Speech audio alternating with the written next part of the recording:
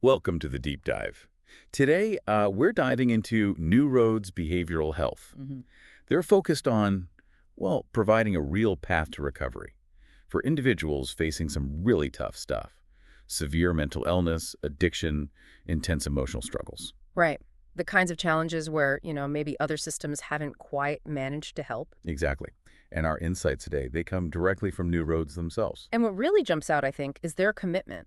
They focus on a population that often faces significant barriers to getting effective care. So who specifically are we talking about? Well, they work with adults dealing with severe and persistent mental illness, SPMI, you often hear it called, Okay. and also borderline personality disorder, complex substance use issues, trauma. It's often co-occurring things too, like head injuries, epilepsy sometimes. This focus on the really complex needs, that's key. Okay, so let me unpack one of their main things, the North program. You mentioned it's longer term. Yes, quite long term. We're talking 18 to 24 months. And it's specifically designed for individuals with SPMI. 18 to 24 months. Wow. Why so long? What's the thinking there? Well, that extended time is really crucial. It allows for sustained support. The goal isn't just short-term stabilization, it's about building genuine, lasting independence, getting back into the world. Makes sense. And it has phases. It does, a four-phase model. First is observation, that's about safety, assessment, just getting acclimated. Got it. Then orientation, which introduces more structure, Right. groups. After that comes self-discovery. That's where the deeper therapeutic work happens. Right.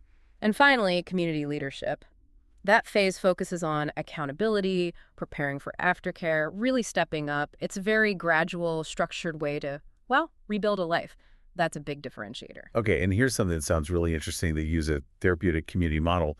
Peer influence is central, is that right? Exactly right. This model really leans into the power of the peer group for positive change. It's quite unique. How does that work day to day? Well, imagine getting daily feedback directly from your peers. Clients actually run the morning meetings, setting the tone for the day. Peers are even involved in big decisions like moving up program levels or graduations. Why? Yeah. And they have these structured peer-led sessions they call encounters.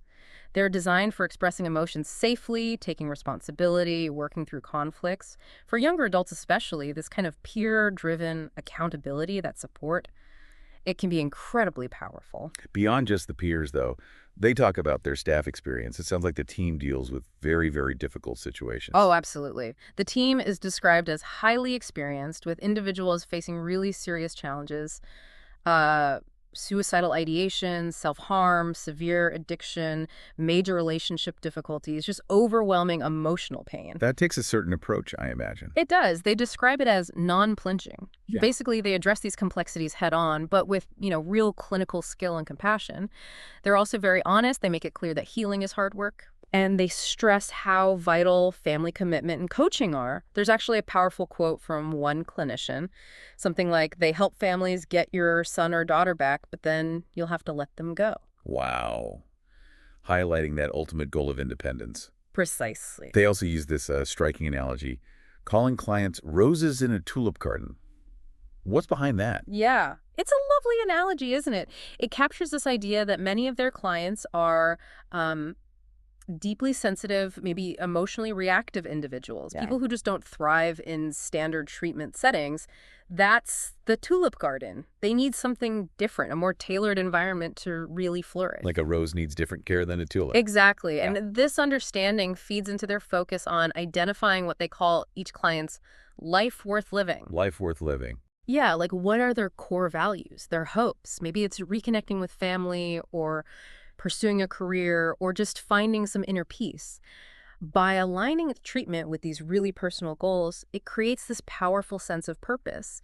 And that purpose, well, it fuels the recovery process. So bringing this all together as we wrap up this deep dive, what are the key things to take away about New Roads?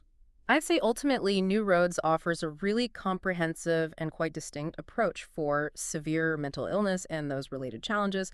Their commitment to those long-term programs is huge. Yeah. Then there's the major role of peer support in that therapeutic community, plus the experienced direct staff.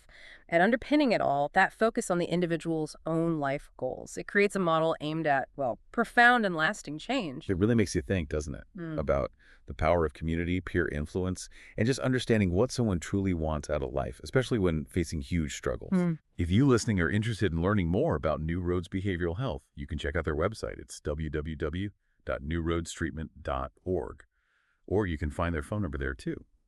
Thanks for joining us for this deep dive.